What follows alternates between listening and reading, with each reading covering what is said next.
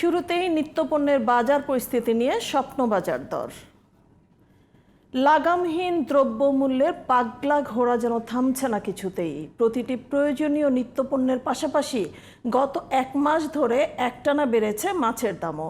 পুষ্টি চাহিদা পূরণে মাছও এখন নাগালের বাইরে চলে যাওয়ায় ক্ষুব্ধ সাধারণ মানুষ। FM বাইজিদ রিপোর্টে দেখুন বিস্তারিত।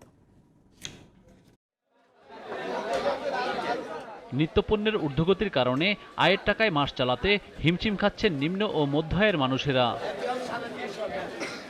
মাছে ভাতে বাঙালি বলা হলেও এখন মাছ অনেকটাই সাধারণ মানুষের ক্রয় ক্ষমতার বাইরে। যেই তেলাপিয়া ও পাঙ্গাস মাছ ছিল স্বল্প আয়ের মানুষের পছন্দের তালিকায়, সেই তেলাপিয়া মাছ এখন বিক্রি হচ্ছে 200 থেকে 240 টাকা কেজি দরে।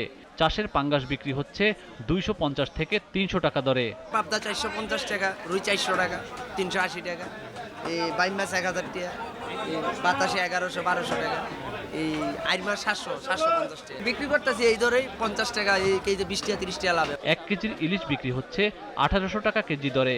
এছাড়া রুই, কাতলা, পাবদা, চিংড়ি সবকিছুরই দাম বেড়েছে। তেলাপিয়া মাছ বিক্রি করে 220 টাকা, পাঙ্গাস আছে আপনার 4 কেজি ওজনের, ওটা 220 টাকা 30 টাকা কেজি। ইলিশ মাছ আপনার যেটা 1 কেজি সাইজ, ওটা আপনার 1800 টাকা কেজি। ছোট মাছের দাম আগে কিছুটা কম থাকলেও এখন 500 টাকার নিচে কেজি নেই। কাসকি মাছের কেজি 500 টাকা, আর হলো রূপচন্দ্র 1300, আর চিংড়ি মাছ হচ্ছে 1200, 1250 এরকম। বাইলা মাছ 800, 750।